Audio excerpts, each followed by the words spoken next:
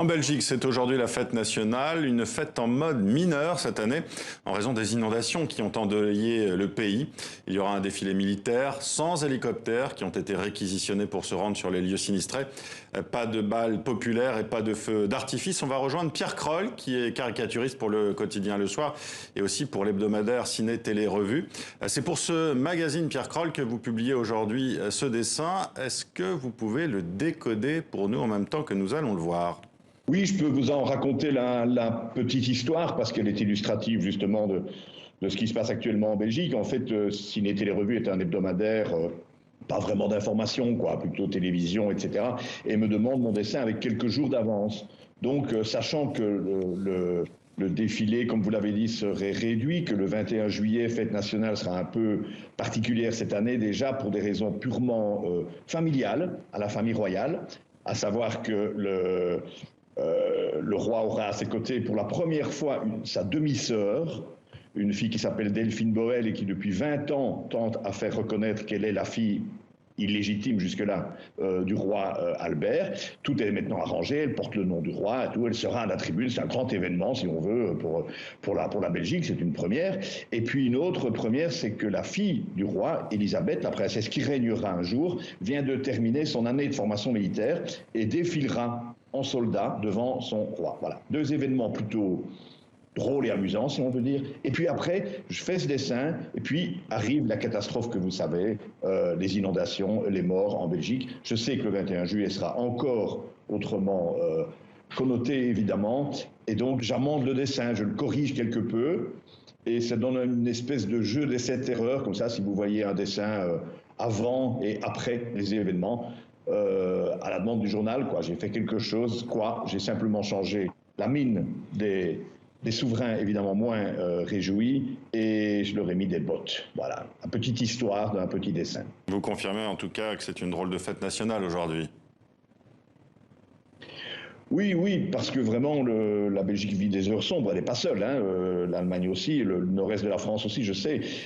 Mais les choses s'accumulent en ce moment en Belgique. Il y a aussi, pendant cette journée, la continuation d'une grève de la faim de 450 demandeurs d'asile qui, depuis des semaines, font une grève de la faim et de la soif pour certains, en réclamant une régularisation massive que refuse le gouvernement et qui est relativement en crise à ce sujet. Vous savez, chez nous, les gouvernements sont des coalitions de plusieurs partis et les partis ont des attitudes relativement différentes par rapport à cette question-là.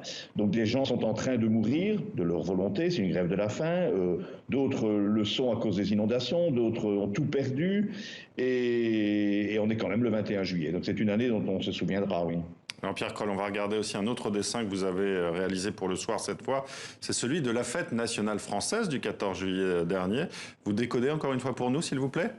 Oh bah, vous savez, en Belgique francophone, en tout cas, en voisin, nous suivons de très près la politique française, c'est traditionnel chez nous.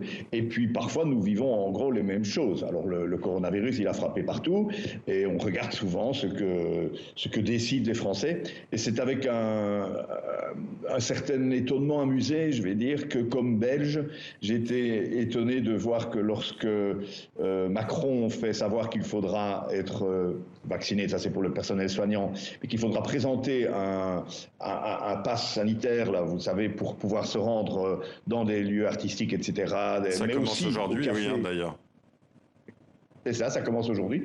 Mais aussi, si j'ai bien compris, pour se rendre au bistrot, il faudra montrer un test PCR, si vous n'êtes pas vacciné, tous les 48 heures. Et si vous dites que pour aller au bistrot, il faut présenter une preuve de vaccination, tous les Français seront vaccinés très vite. C'est ce que j'ai cru comprendre, sauf quelques irréductibles. Voilà. Donc c'est un dessin ironique sur Macron qui savoure une certaine réussite, très contestée, mais enfin une certaine réussite quand même. Il voit défiler non pas les troupes comme habituellement, mais les vaccinés. Pierre Kroll, une dernière question. Vous qui observez ces deux mondes politiques en France et en Belgique, c'est quoi la différence principale entre justement les hommes et les femmes politiques belges et les hommes et les femmes politiques en France ? Oh, c'est une question difficile et très vaste. Je me contenterai de de comparer les systèmes électoraux. Voilà, comme je le disais tout à l'heure, nous avons toujours, nous, des gouvernements de coalition et beaucoup de niveaux de pouvoir. Hein. C'est un pays fédéral, la Belgique, il y a un niveau fédéral, régional, etc. Je ne vais pas vous le décrire maintenant. Mais donc, les partis sont toujours amenés, tôt ou tard, à s'entendre avec leur adversaire d'une élection. Donc, les élections sont moins violentes, si vous voulez, qu'en France. Et les campagnes électorales, contrairement à la France, ne commencent pas le lendemain même des élections. En France, j'ai toujours l'impression que vous votez pour un président, le lendemain, tout le monde est en campagne pour prendre sa place 4 ans plus tard. Et avec une grande, grande violence. Donc la Belgique n'est pas un pays calme à tout point de vue et tout ce qu'on veut. Vous savez qu'on a beaucoup de conflits. Hein. Les conflits linguistiques sont célèbres. Mais on n'est pas dans la même violence et les politiques se considèrent moins en lutte l'un contre l'autre en permanence. Plus une politique du consensus. Donc, merci à vous, Pierre Kroll, d'avoir été avec nous sur TV5 Monde. Merci à vous.